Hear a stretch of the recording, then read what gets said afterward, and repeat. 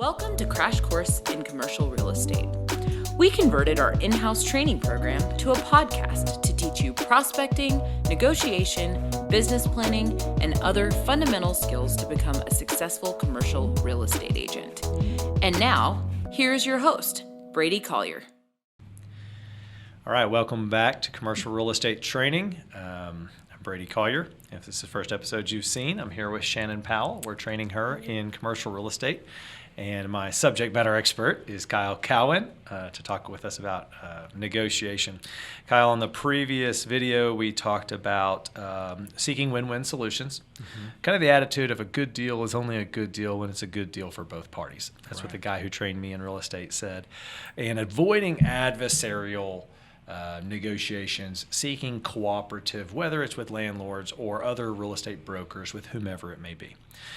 So now I want to turn and ask about what makes, this is for Shannon's sake, I want to ask you, what makes a great negotiator? I asked you the question in another episode, what makes a great commercial real estate agent? We got some good feedback. I want to ask you, what makes just characteristics for her to keep in mind as she grows in her real estate business that would make her a really strong negotiator, where clients would not only enjoy you, my old boss told me people will work with you if they like you or enjoy you and if they trust you. And an aspect of that trust is knowing when you're negotiating on their behalf, because when you're new, a lot of times your clients will want to be there every time you're negotiating because they just can't trust that you're going to do it. Because when you're working in commercial real estate, these are very successful people. They own businesses, they own real estate, and they've had that success because they're really capable.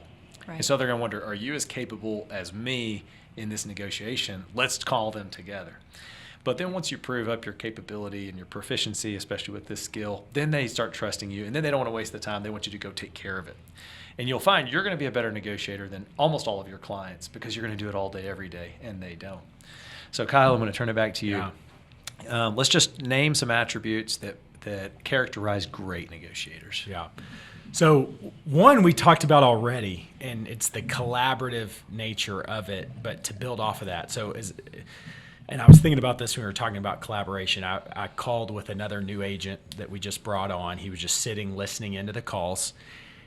First week in the business, and just ask him, what'd you think of that call? What'd you feel? And he's like, well, it's way more friendly and collaborative than I ever would have expected. You know, we're talking about the deal. We're talking about what makes a deal for his landlord or what makes a deal for my tenant.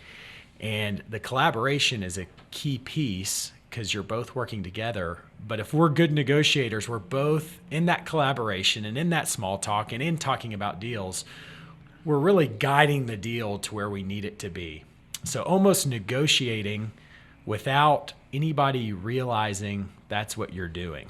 Okay, I realize Kyle's doing this because he represents me on a lot of transactions because I have the development company and the broker, and so he's working as a broker. And Kyle is a master. When he's bringing a deal to me, he's framing the deal for a negotiation. It's like a person playing chess, and they're thinking like 4 steps ahead. I'm thinking about, I'm going to move my little bishop here or my little pawn here. Kyle's already got the next 6 steps worked out in his mind. And Brady and Grant, so Brady's partner on the development side is a guy named Grant Gafford. And I know that they'll talk independently and laugh about, is Kyle framing this or is this reality? Is this the real? He's honest. And it's all true. He's honest, so it's always real. It's just some variety of reality. What is he trying to accomplish? And so he's framing everything with us in such a way where the deal stands a chance from the beginning. Okay. So before he ever brings me the problem, he's thought through 4 or 5 solutions. He's thought through 3 or 4 objections that I'm going to have. He's already framing in the whole deal for me when he comes to present me with a new lease on one of our shopping centers or with a new property we should buy and develop or redevelop. And so if I had to put that into a characteristic, like an attribute, back to the original question, I would say Kyle expresses creativity in his problem solving early on in the negotiations. He doesn't wait for the problem to arise to address the problem. He foresees the problem, and then he starts working on solutions before it becomes a problem.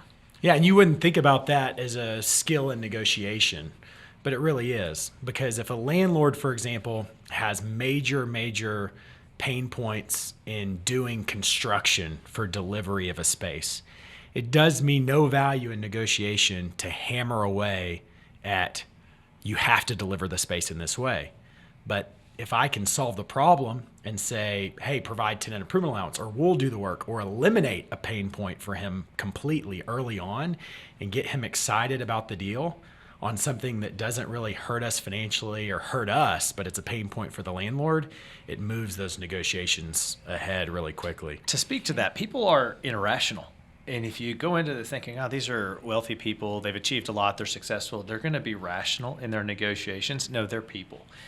And so Kyle knows I've got certain sensitivities or pain points or whatever, and I may be irrational. So before he ever presents me with a lease that has too high of a tenant improvement allowance that I don't want to pay, Kyle will already have gone to the CFO of our company and said, hey, run an analysis. If we increase the tenant improvement allowance, how much would we have to increase the rent to where they're getting a better return on this deal as opposed to worse? So he's already working out the solutions before he ever brings me the deal to where it's palatable, to where I like the deal when he presents it to me. Right. So a landlord may love a longer term lease. So if I can take a term of a lease from 10 years to 15 years, they may get really excited because they have a good guarantee locked in for a long time. Right. My tenant may want to sell their business in 3 years. So me going from 10 years to 15 years, they don't give two hoots, but it might get them $10 more a square foot in tenant improvement allowance today. It gets them more money. They have to spend less cash. They sell for the same price. So that's just, there's a million examples of that, of how you can solve problems in negotiation where you're getting your client to their end goal. And to our point about win-win earlier, the landlord still feels like they're winning because they accomplished what they needed. I got what I needed, but without sacrificing something that hurt us, if that makes sense. So what's an action item for you in that regard? And here's what I would tell you need to do is on your first 10 real estate deals, whatever it may be, when you're getting to the place where you're about to go present something to a client, you know, Kyle has gotten where he does all of this in his head and he just works it all through, but on the way to my office or on the way to any of his client's office. You probably need to sit down and say, okay, what's great about this offer? What stinks about this offer? And then you think through everything about the offer to where when your client asks questions, you're already prepared for those questions. And then you can bring your offer and say, hey, if I was presenting you this contract and here's the deal terms, what would you like and what would you not like? To where you can get your mind around how somebody else would respond. So as your broker, bring your first 10 deals to me. And before you step into negotiating, presenting offers to your sellers, your landlords, whomever it may be, or if you're going to another real estate agent, come into the office and say, hey, tell me about this agent. I've got this offer. It's low, you know, and you've bought and sold houses, you know, as a buyer or a seller.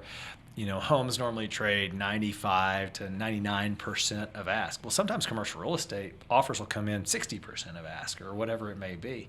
And so I would say just put the extra time in up front to frame the deal in your mind where you're prepared to negotiate it well. Any final? Well, I would say on that, let me ask you a question, because as I listen to that, to somebody who hasn't worked a lot of deals, if I was somebody who hadn't done a lot of deals and I hear that, I'm going to say, well, are you working for your client or are you just trying to get a deal done? Because it sounds like you're trying to guide your client to just meet your objectives. That's and I don't think that, but that, you know, you could think it sounds that way.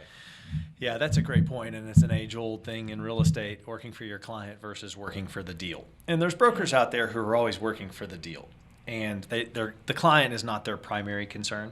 The competitor, their primary concern is just themselves. The commission dollars. The commission candidly. is their primary concern.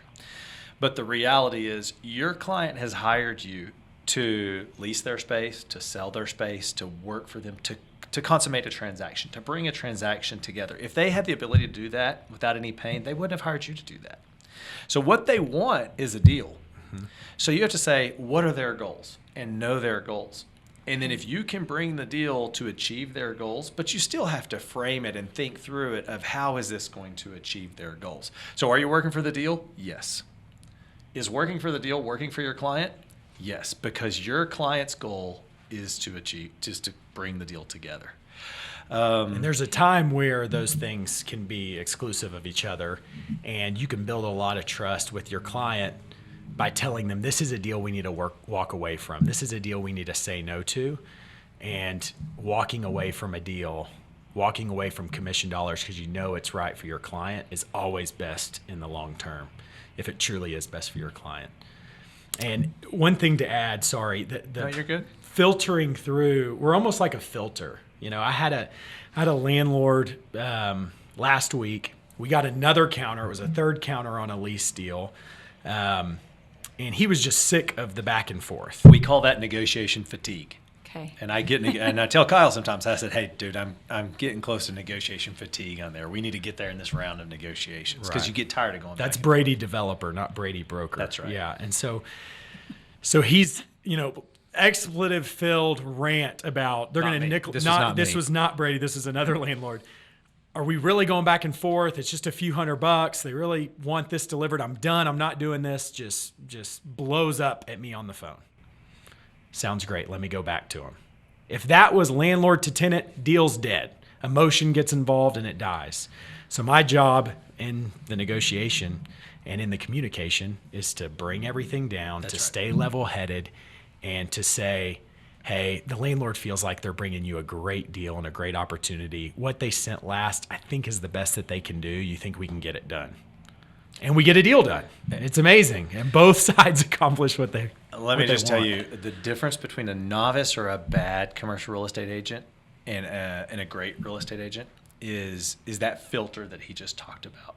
A lot of times, and this happens on the residential side all the time, agents will create drama, create animosity so that they can solve the drama, so they can look like or feel like a hero. That's terrible. The guy who trained me, Ron Tucker, he said, don't create drama. Because you think when I'm the hero and I solve the problem, my client will love me.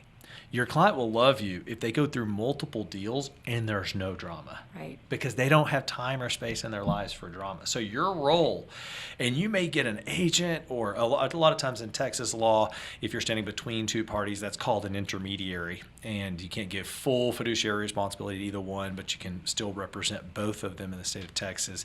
And in that intermediary status, that's where you're taking that filter. Mm-hmm. Angry seller, angry buyer, and you're presenting both of them in the very best light possible to help them both put their pride and their emotion aside and do what's best for themselves. Mm-hmm. And so you, having been a counselor. I was going to say, this sounds a lot like counseling skills Yes. 101. Yeah, except the fact that these are adults and that you're counseling here. And yeah, so I think that's one of the attributes, going back to what are the attributes that make a great negotiator. Somebody who can be that filter and just bring the emotion level down. Yeah, steady. Maybe that's the emotion. But that's from client to client. Let me tell you another one. Let me build off of what Kyle just said. I struggle in negotiation as a broker and as a developer, as just a real estate As a human guy, being. as a human if being. I think I know what you're about to say. Thank you. Because I'm an extremely emotional person. And I get really emotional really quickly. That's every emotion. I feel emotions deeply. We could shift to marriage counseling right now. Thank you. I may need to counseling. Yeah. Whether it's anger, whether it's frustration, whether it's sadness, I just feel those emotions, and I have trouble like reining it in. And you, as a negotiator, when that person is screaming expletives, whatever that word is, when they're screaming profanity at you, they're telling me, pride comes in, and I just shut it down. Forget you. Go find somebody else. Send me a termination agreement. I'm done. Kyle is so great because Kyle is able to sit there and listen in a very emotionless way or a steady way. He can diffuse the situation, and he can keep pressing on. So as you're able to keep your own emotion in check in negotiation, you're a better negotiator. And if you're able to take emotion out of the deal, you're going to be a better negotiator. And so anything else on... Yeah, it's having the end in mind. It's easy. I don't think I'm great at always controlling emotions. It's just my ultimate emotion wants to be the victory I celebrate at the end. That's the emotion I want to get to. Right. And so you can delay all the things you're feeling in the heat of the moment.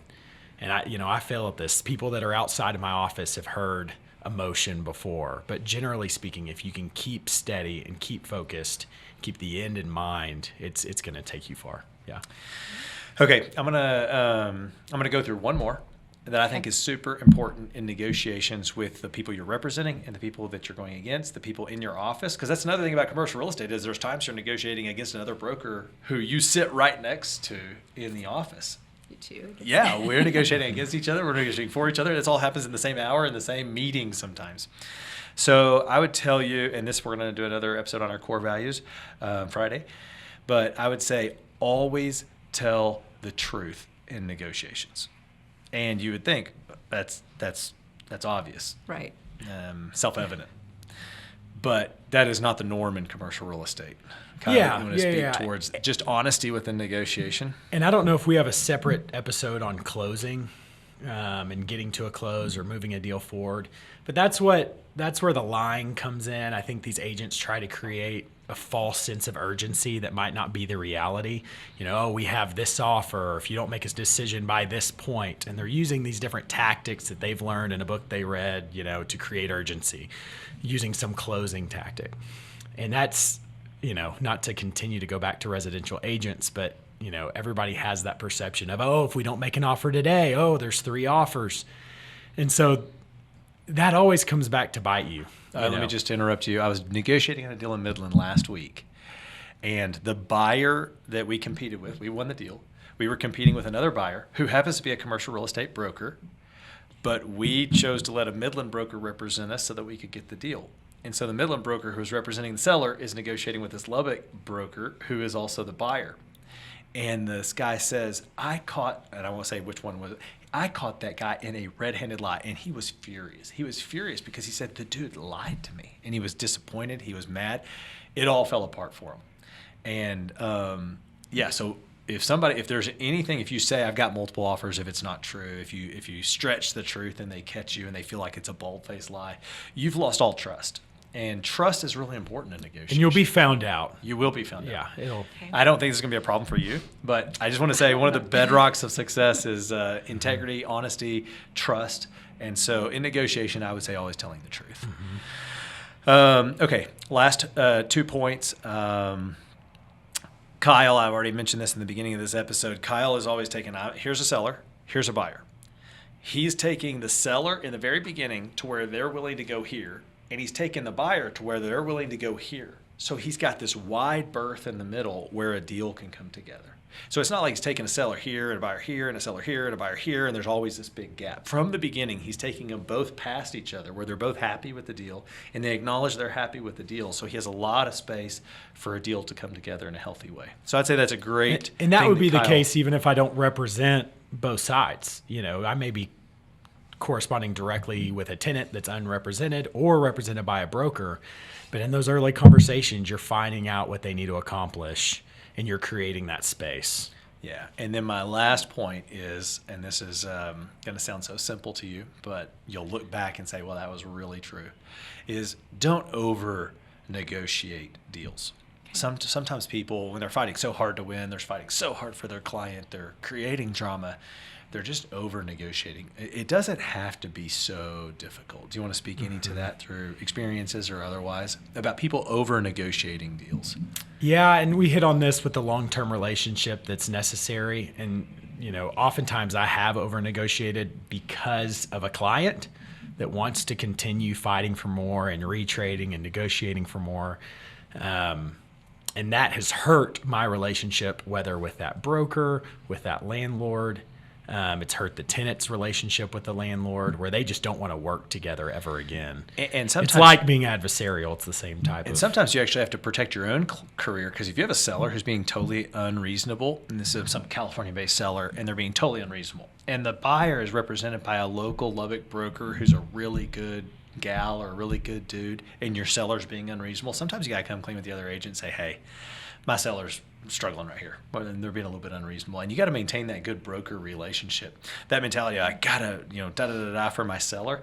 You're going to be in this business for years and years and years to come. And so, do you think that's true? Yeah, but when your seller's requiring you to over negotiate, how do you manage those waters? Yeah, you have to remember though, you have a fiduciary obligation to your client and not to the other broker that you have a long-term relationship with. So you have to pursue their interests. Yes. But you sometimes have to be willing to tell your buyer or seller, hey, that's not reasonable, that's not market, that's not going to work. And they still may say no, and you go to the broker and still work on their behalf. But how you do that, you can do that in a way that keeps the relationship. Great. Okay. There's a lot, kind of just dumped a whole lot on you about negotiation. Do you have any big picture questions, any questions on the detail and how to represent the clients through negotiation? Or if you have any for later, then you can write those down. We can come back to them. I will write them down. I don't have anything at this time. Okay. Cool. Okay, well, thank you for joining us on negotiation in commercial real estate.